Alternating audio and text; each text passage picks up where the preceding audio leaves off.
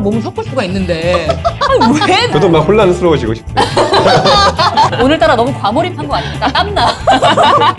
이런 사연으로 고민하시는 남편들 네이버에서 엄경수 검색하시면 됩니다. 본격 이혼 권장 방송 지금 헤어지러 갑니다.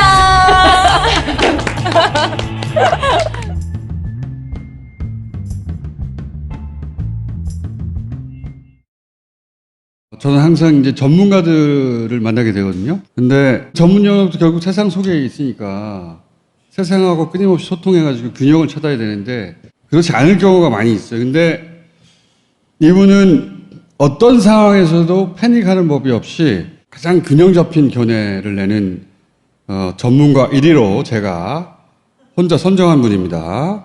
김호랑 교수님을 모시겠습니다.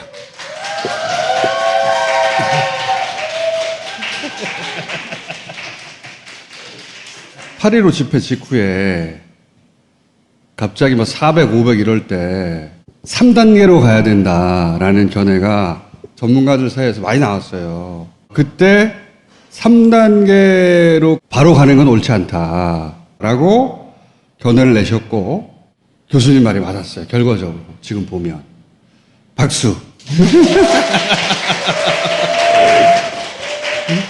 수치가 어디까지 갈지 모르고 누구도 알 수 없잖아요. 교수님은 패닉해서는 안 되고 이 합리적으로 판단해야 된다. 네. 잘하셨어요. 고맙습니다. 자, 오늘 모신 이유는 뭐냐면 그런 균형 잡힌 전문가의 눈으로 볼 때 겨울에 코로나 상황은 어떻게 될 것인가? 내년 봄은 또 어떨까? 내년 여름이 되면 또 어떻게 되어 있을까? 백신은 언제쯤 과연 우리가 안심하고 맞을 놈이 나올까? 우리는 언제쯤 여행을 다시 다닐 수 있을까? 저도 무척 그게 궁금해요. 그러니까 좀 큰 틀에서 자잘한 거 말고. 지금은 이제 우리가 한 100명 손 위아래로 잡아가고 있잖아요. 우선 이것만 해도 대단하다고 저는 생각해요. 다른 나라의 사례를 보면 한 번 이렇게 딱 놓치면 못 잡더라고. 거기서부터 출발해볼까요? 예, 한국이 잘 하고 있는 거죠. 예. 그건 분명하죠. 그렇죠. 발생률, 그러니까 환자 감염률, 뭐 치명률 전부 다 그렇고 한국도 2차 확산을 맞아서 사실 많은 나라가 어떻게 될지 지켜보자 했는데 야, 저거 400, 500 올라가는 거 보니까 몇몇 명이 모였다고 하니까 전국적으로 퍼져나갈 때 그거 잡아낼 수 있을까? 해외에서는 어떤 면에서 한국이 저렇게 할 수 있었던 거에 희망을 가지면서도 또 한편으로는 절망을 느끼는 것 같아요.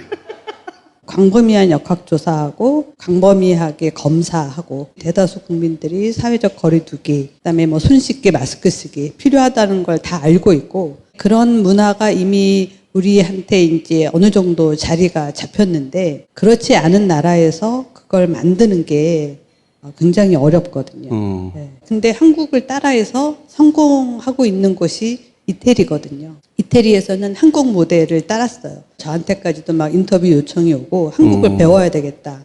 그쪽 보건장관이 아예 대놓고 한국을 롤 모델 삼아서 하겠다.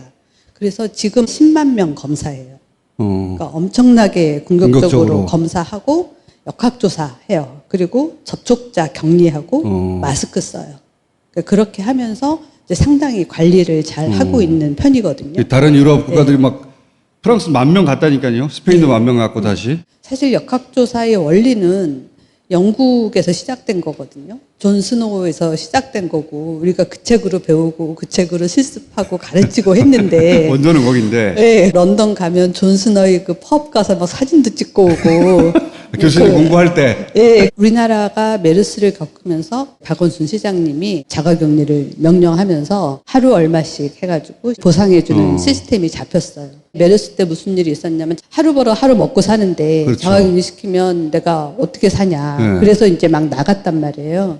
근데 나중에 시스템이 되니까 보건소에 나 자가격리자 맞는데 왜 자가격리하라고 명령서를 안 주냐. 빨리 자가격리 명령을 내려달라. 이렇게 이제 쫓아올 정도로. 그거 시작한 게 박원순 시장이에요? 예, 예.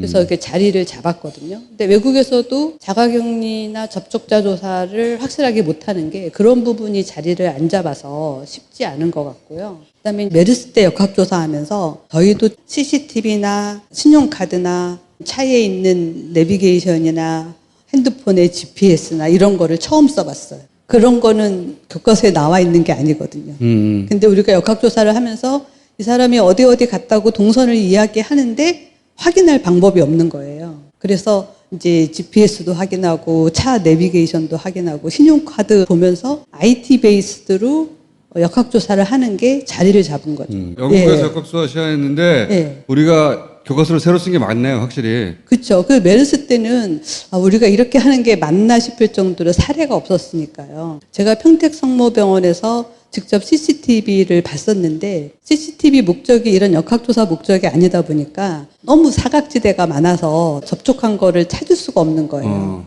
그때 CCTV 분석해주는 회사가 있다는 것도 알았어요. 다른 산업 분야에 있던 게 역학조사 안으로 들어온 거군요, 결합해서. 그래서 CCTV 분석하는 회사하고 협업을 한다든지 그다음에 신용카드를 조사하려면 신용카드 회사마다 연락해서 공문 보내가지고 쓴 거 달라고 해야 돼요. 일이 너무 많거든요. 신용카드 총 협회가 있어요. 우리가 한꺼번에 다 해주겠다. 그런 협업이 돼서 일이 줄어든 거고 올해 IT랑 연결해가지고 10분 만에 3일 동안 어디를 움직였는지 지도로 쫙 그려주는 거예요. 통합해서. 예, 다양한 분야에서 협업할 수 있는 거를 메르스 때부터 쌓여왔기 때문에 이제 할 수 있었던 거고요. 그리고 우리가 그때 이게 굉장히 중요하다는 거를 안 거예요. 그때 굉장히 유명했던 슈퍼전파자 14번이 있었잖아요. 이 사람이 삼성병원 응급실에서 2박 3일을 있었거든요. 그랬죠. 네. 이 사람이 돌아다닌 그거를 정말 이렇게 경찰관처럼 그렇게 찾았거든요. 이 환자가 이 풀대 수액을 들고 걸어 다니는데 이 옆에 휠체어를 밀고 두 분이 지나가는데 그 순간 이 환자가 딱 기침하는데 2명 다 걸리는 거예요. 그 순간을 잡아낸 거네요? 네. 이 사람들 왜 걸렸지? 예. 기침 한 방으로 두 사람이 걸릴 정도였네. 그랬는데 이 환자가 풀대 들고 있다가 몸을 이렇게 움직하면서 기침하는데 그때 딱 지나가는 사람, 끌고 가는 사람, 앉아있는 사람 둘 다 걸리는 거예요. 그때 굉장히 좀 많이 노하우가 생겼었죠. 역학조사는 그런 의미에서는 탐정이에요. 네, 사실 그런 식의 역학조사는 상상해보지 못했는데 메르스 하면서 그런 식으로 찾지 않으면 그 큰 삼성병원에 왔다 간 사람을 모두 다 자가격리 시킬 수는 없잖아요. 그게 이제 교과서에 없는 건데 메르스 때 경험했고 예. 그 노하우를 총결합해서 이번에 활용을 했는데 예. 다른 나라에서는 교과서에도 없으니까 우왕좌왕했던 것이고 그렇죠. 그러니까 어떻게 CCTV를 역학조사에 활용하지? 얼굴 인식을 딱 하면 분석해주는 그런 시스템이 있었거든요. 안면인식. 예, 그런 거를 연계해야지만 사실 가능한 거여서 이제 해외에서는 들어도 잘 이해가 안 가는 거죠. 한국이 어떻게 활용하는지. 8.15 이후에 해외에서 교수님한테 연락 온 것도 있어요? 최근엔 포기한 것 같아요.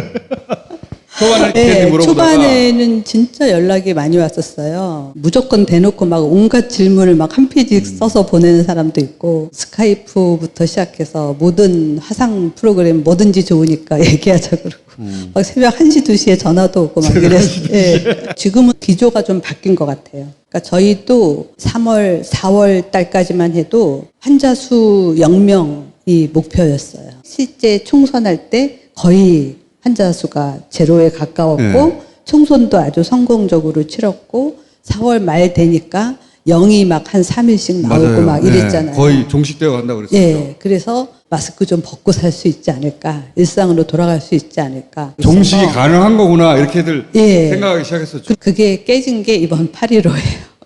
사실 이태원발이 났을 때도 놀라긴 했었어요. 우리가 지금까지 해왔던 신용카드나 CCTV로 안 되는 거예요. 그렇죠. 예, 연락처를 적질 않으니까. 엉터리로 적거나 그리고 그 클럽을 30분, 1시간 간격으로 계속 돌아다녔다고 하는데 찾을 수가 없잖아요. 그때 QR코드로 확인하는 방법이 만들어졌고 이제 서울시에서 익명검사 도입하면서 굉장히 많은 사람이 검사를 했어요. 네. 그러면서 그것도 이태원 발도 거의 잡혀갔어요. 그렇죠. 거의 이제 일단락이 되어 가다가 8.15가 빵 터진 거죠.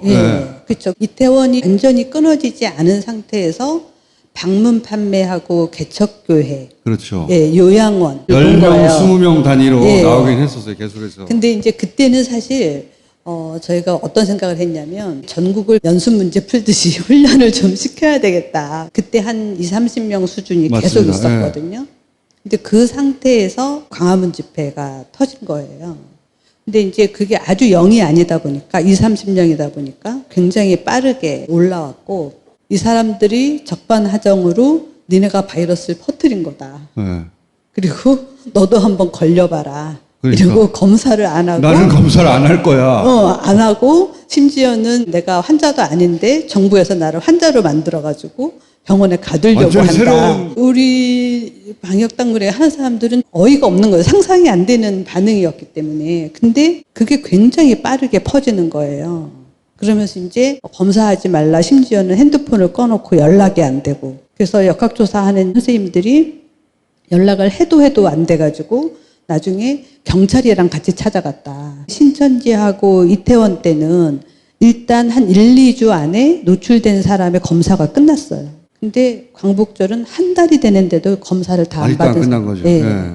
그리고 신천지 때는 어쨌든 명단을 받았어요. 그래서 우리가 명단을 들고 쫓아다녔고 중간에 이제 이만희 총회장이 검사 받으라고 했어요. 그래서 심지어는 저희 명단에 없는데 연락이 와가지고 내가 검사를 받고 싶다. 회장님이 검사를 받으라고 했다. 근데 이번에는 완전히 거꾸로죠. 그래서 어떻게 방역당국의 기조가 바뀐 겁니까? 영은 못 만들겠다.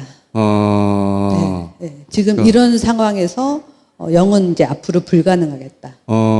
그리고 이태원이랑 신천지는 환자가 많았어도 다 20, 30대였어요. 그래서 중환자실 문제는 없었어요. 중환자실 문제는 그 경북의 청도 대남병원 예. 그 이제 정신 요양 시설에서 생겼을 때만 문제였지. 그랬는데 광복절 관련해서 다 70대, 60대 이런 거예요. 그러니까 태극기 집회 참여하는 분들 그런 분들이고 예.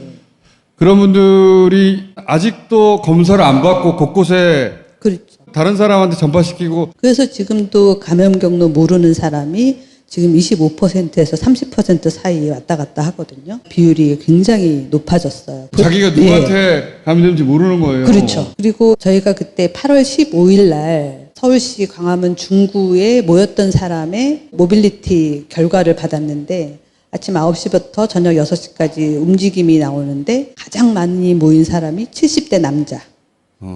그 다음에 70대 여자, 60대 남자, 60대 여자. 그러니까 8월 15일 날 광화문에는 다 이 노인들이 있었던 거예요. 그것도 전국에서. 그렇죠. 전국으로 다 버스로 와가지고 다 이제 흩어진 정말 거죠. 최악 중에 최악이에요. 아주. 네, 상상할 수도 없는 감염 폭파 실험이 일어난 거나 마찬가지인 거예요. 방역당국의 기조가 그래서 네. 예전에는 모조리 다 잡아내서 종식시키는 게 목표였는데 지금은 여전히 참석했다는 것 자체를 부정하는 사람도 많고 영은 불가능하다. 네. 우리가 관리 가능한 범위 내에서 통제하자. 예, 그러니까 기조가 좀 바뀐 거예요. 그리고 지금 나오는 상황을 보니까 계속해서 심지어는 야당까지 합세해서 검사를 조작하는 거 아니냐, 집회 자유가 있지 않느냐, 뭐 이렇게 자꾸 부추기고 있으니까. 부추기고 있죠. 예, 그러니까 이게 없어질 게 아닌 거죠. 하지 말라고 해도 그게 이제 암암리에 흩어질 판인데 한쪽에서 그렇게 부추기고 있으니까. 이건 안 없어지겠다. 네, 그래서 약간 기조가 사망을 최대한 줄이는 방법으로 중환자실 역량을 좀 높이자. 네. 그래서 이번에 제일 힘들었던 게 중환자실이 이제 부족해진 거예요. 저희가 이제 7, 8월에 중간 평가를 한 5번 했거든요, 분야별로. 근데 마지막 5번을 채 못하고 8.15가 터진 거예요. 그때 목표는 하루에 1,000명씩 열흘간 10,000명 환자가 발생한다고 하더라도 중환자실에 문제가 없게끔 준비를 하자. 이게 우리 목표였어요. 그래서 그렇게 하려면 중환자실 몇 개 만들어야 되고 인력이 많이 필요하니까 늦어도 8월 말까지는 교육을 시켜서 중환자실 일할 인력을 훈련시키고 막 이렇게 계획을 짜고 이야기하고 있는데 그냥 터져버린 거죠. 그래서 마지막 평가도 완료하지만 오늘 연락 왔는데 이제 다다음 주에 마지막 평가하자고. 그러면 지금 상황에서는 4, 5월에 경험했던 막 제로가 이어지고 이런 거는 어렵다 이제. 예, 이제는 그러니까 어려울 것 같아요. 100명 이하로 관리할 수 있는 정도로 쭉 관리해 나간다. 예. 이게 현실의 목표다. 가장 희망적인 건 50명 밑인데 50에서 100명 사이면 좋겠다. 그리고 연령이 지금은 너무 노인들이 많이 나오고 그다음에 이제 노인들이 많이 나왔을 때 가장 위기라는 사인이 뭐냐면 사후 확진을 받는 사람이 나오는 거예요. 처음 신천지 사건이 터졌을 때 맞아요. 집에서 사망했는데 검사해 보니까 코로나가 나왔다. 그럼 어떻게 걸렸는지 아무도 모르는데 사망한 케이스가 나오는 거예요. 길에서 쓰러져서 사망했는데 응급실 데리고 와서 검사해 보니까 확진이 나왔다. 이런 사례가 그때 이제 몇 케이스가 있었어요. 그런데 이번 코로나 거기 8.15 터지고 나서 제가 알기로 한 19명 정도 응급실 도착하자마자 사망하거나 얼마 안 있어서 사망했는데 확진 나온 케이스. 그럼 이제 이런 케이스는 역학조사도 전혀 안 되죠. 이분이 그렇죠. 어떻게 해서 감염됐는지도 모르고. 이제 그런 게 굉장히 위급한 사인이거든요. 근데 8월 15일 지나고 바로 중환자가 되는 게 아니라 들어가고 난 다음에 입원하고 난 다음에 한 일주일이나 열흘 있으면 이제 심해져서 중환자실로 가게 돼요. 그래서 중환자실의 피크는 한 9월 10일 정도 왔거든요. 그래서 중환자실은 아직 피크가 안 끝났어요. 그때 한 170명 정도 됐었는데 지금 한 145명 정도니까 아직도 병원에서 중환자실 치료하시는 의료진들은 굉장히 힘들죠. 그럼 올 겨울은 그냥 이 상태로 쭉 간다고 봐야 되겠네요. 말씀하신 대로 50명 이하면 좋겠지만 50명, 100명 사이가 현실적으로 되지 않겠나. 이제 왜냐하면 저희가 전국 그렇죠. 어디에 퍼져 있는지 알 수가 없으니까 맞아요. 여전히. 네, 여전히 방문 판매 다단계, 교회 모임, 그다음에 요양원, 요양시설, 의료기관 이 세 개는 서로 조금씩 겹쳐 있어요. 어떤 개척교회 목사님은 본인이 직접 방문 판매 사장님도 하면서 그분들도 아무래도 요양시설을 많이 이용하고. 네, 서로 겹쳐 있어가지고 지금도 거의 메인은 거기 세 군데서 나오는 거예요. 근데 이 세 군데가 관리가 굉장히 어려워요. 신고도 안 한 방문 판매 업종이 굉장히 많고요. 그래서 지금 서울에서도 계속 강남구에서 나오는 거거든요. 거기 오피스텔 굉장히 많아서 개척교회도 굉장히 소규모로 가정집에서 모이고 이러니까 그렇죠. 요양원, 의료기관은 어차피 노인들이 모여 계신 곳이어서 종사자들이 조금이라도 밖에 나가서 접촉하고 들어오면 예. 다 걸리거든요. 그리고 지금 상황은 방역 당국에서 8.15 때문에 0으로 만드는 건 불가능해졌다. 100명 이하로 관리하자. 8.15가 한 번 더 있으면 또 폭발할 텐데 그런 일이 없도록 하자. 이 상태로 올 겨울도 나고 내년 봄까지도 계속 간다고 봐야 되겠네요. 그렇죠. 저희가 이제 수학적 모델링을 해서 환자가 얼마나 나오는지를 보거든요. 지금 굉장히 많이 떨어져서 0.6까지 떨어졌어요. 그러니까 한 명이 0.6명을 만드는 거니까 우리 초기 때처럼 굉장히 잘하고 있는 거예요. 그럼에도 불구하고 앞으로 2주 후에 10월 6일쯤 되면 하루 환자 40명이에요. 아, 그럼에도 불구하고. 예. 10월 6일까지 그게 유지된다는 얘기거든요. 근데 추석 때 분명히 섞일 거잖아요. 접촉이 늘어날 거고. 그럼 거기서 커질 거거든요. 또 뭐 100명, 200명 정도까지 올라갈 수도 있겠네요. 예. 저희 걱정하는 게 아까 말씀드린 대로 8월 15일 직전에는 한 20명, 30명 수준이었는데 400명까지 올라갔잖아요. 지금 50명 이상 6, 70명 되는 수준에서 집회를 해서 8.15처럼 모이면 저희 모델링에 의하면 하루에 800명까지 나와요. 한 번도 그런 일이 있으면 예. 다 감옥에 넣어야 돼. 아우 진짜.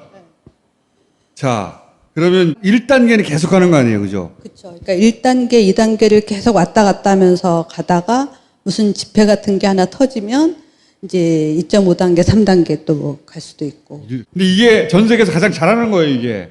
저는 유럽이 한번 겪었으니까 재확산이 비슷한 규모로는 안 올 줄 알았는데 그보다 더 크게 오더라고. 그렇죠. 한번 겪어도 그게 통제가 안 되는 거예요, 다른 나라에서. 그러면 우리가 백신 맞아도 돼, 이제. 그건 언제쯤 돼야 될까요? 역사상 유례가 없는 백신 개발 전쟁이 벌어지고 있잖아요. 보통 백신 개발하는데 한 10년에서 12년 걸리거든요. 10년. 야. 예. 그런데 지금 1년도 안 됐는데 벌써 한 20개 정도가 임상시험을 하고 있어요. 그러니까 임상시험이라는 거는 동물 실험에서 안전하고 효과가 보이는 것만 뽑아서 사람한테 하는 거거든요. 근데 동물 실험만 하고 사람한테 못 오는 게 90%예요. 그런데 이제 사람한테 지금 시작한 그걸 임상 통과한 게 시험을 20개나 된다. 예, 현재. 예, 그게 지금 이제 20개나 되는 거예요. 그 중에 단 한 개만 한국이 독자적으로 하고 있는 거고, 한 개. 한국이 다른 나라랑 협력해서 하는 거는 이제 한 서너 개 있어요. 근데 백신은 일단 인구가 좀 많아야 돼요. 인구가 많아야 돼요? 네, 한국이 기술이 떨어지거나 그런 공부한 사람이 많지 않거나 이런 게 아니라 백신을 개발하고 생산하고 이렇게 하는데 12년 걸린다고 그랬잖아요. 그럼 그동안 계속 투자를 해야 되거든요. 인구가 3억에서 5억 된다. 그러면 내수만으로도 가능해요. 네. 근데 한국은 5천만 밖에 안 되기 때문에 국내용으로만 쓸 것 같으면 이제 돈이 안 되는 거예요. 근데 해외에 팔 정도로 아주 큰 빅파마가 한국에 없어요. 큰 제약회사가 없는 거예요. 화이자, 뭐 아스트라제네카 이런 큰 빅파마들이 있어야지만 백신을 개발해서 그걸 전 세계에 팔고 전 세계에 팔기 전에는 일단 자국에서 팔고 이게 돼야지 이제 투자와 개발이 이루어지는데 한국은 그렇지 않으니까 심지어는 옛날에 생산하던 것조차도 한국에서 유지하는 것보다 수입하는 게 더 싼 거예요. 한국에서 직접 만들어서 지금 예방접종 하고 있는 거는 사실 몇 개 안 돼요. 인플루엔자, 수두, B형 간염, 뭐 요 정도. 그 외에는 거의 대부분 다 수입하거든요.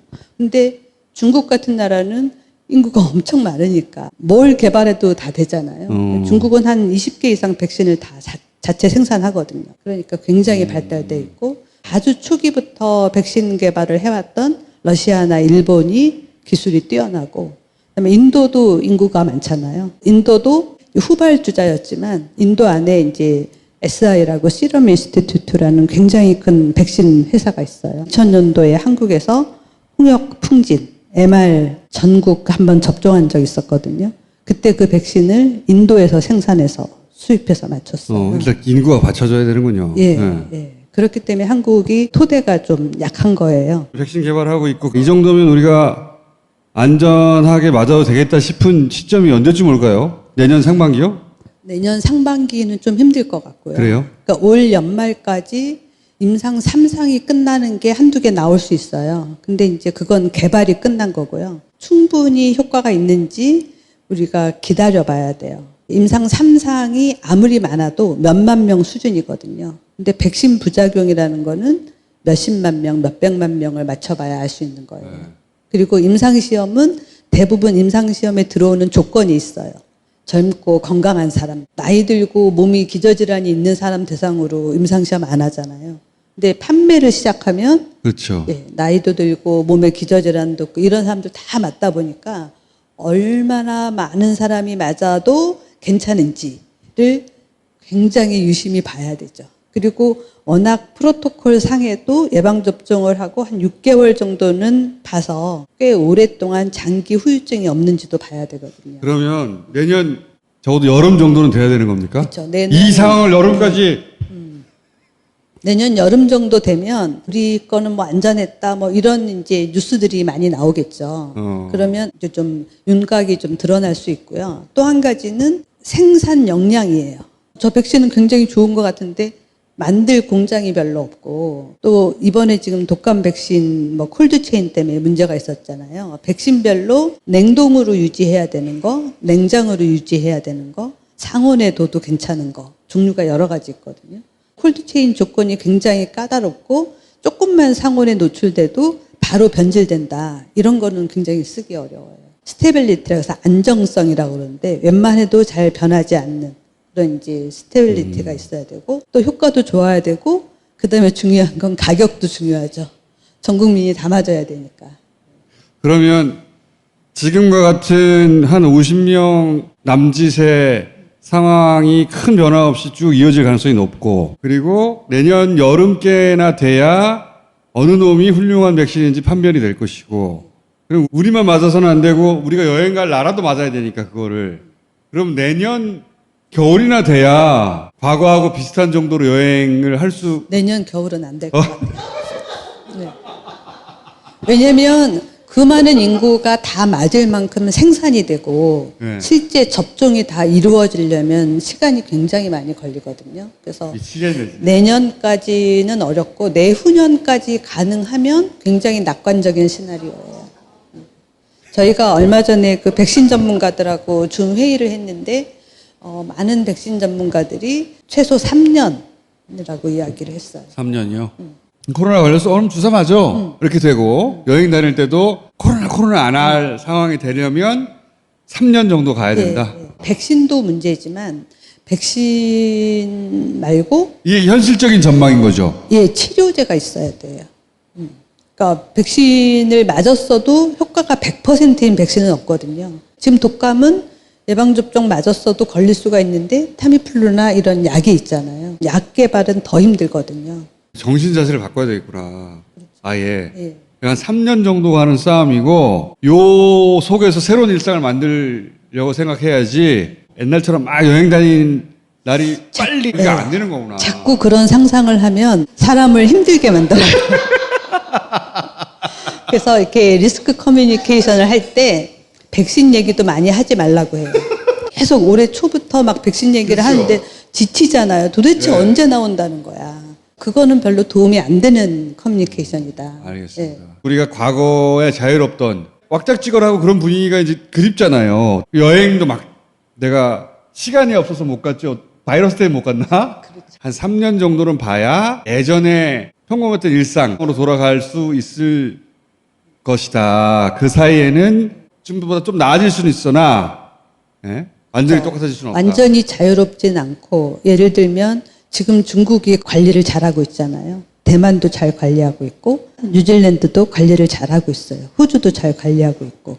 그럼 예를 들면 버블 트래블이라고 해서 잘하는 나라들끼리 서로 잘하는 나라들끼리만 서로 왔다 갔다 이렇게 하는 거죠. 그래서 좀 등급을 나눠가지고 위험한 나라는 와서 자가격리 한 다음에 여행하고 그렇지 않은 나라들은 바로 서로 예. 그렇게 될 수도 있겠다. 예. 그런 나라끼리의 여행 상품만 서로 개발한다든가. 왜냐면 사람들이 돌아다니고 싶거든요. 그렇죠. 저기 몽골 초원에 가면 바이러스가 어디 있겠어요. 몽골 초원. 예.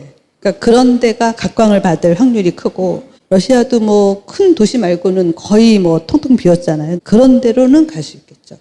그래서 조금 생각을 바꿔야 바꾸면, 된다. 예, 바꾸면 하여튼 내가 가능하지 다니던 않을까. 곳을 똑같이 다닐 수 있다고는 앞으로 3년간은 생각하지 말고 새로 개발해라. 왁자지껄한 도시 여행은 힘들고 거의 사람 없는 뭐 사막 여행, 그 사막 횡단, 뭐 몽골 사막 횡단 여행 뭐 이런 거 시작해서 끝날 때까지 사람 한두 명 만나면 잘 하루 만나는. 확진자 수 100명 이하인 나라끼리 예를 들어서 예, 여행 상품 그러니까 굉장히 개발한다든가. 관리가 잘 되는 나라끼리 서로 충분히 이 사람은 안전하다. 뭐 출발하기 전에 검사하고 도착해서 뭐 일주일 내에 검사하고 뭐 여행 시작해도 좋다. 뭐 이런 식의 협정을 그럼 휴가가 엄청 맺는다든지. 길어져야 돼요. 그렇죠.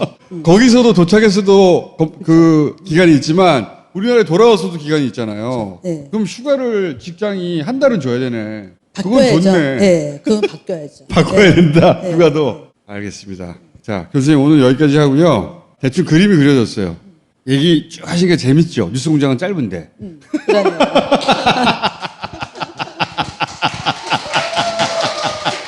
가끔씩 나와가지고 한 번씩 정리해 주세요. 예. 알겠습니다. 오늘 여기까지 감사합니다. 네, 감사합니다.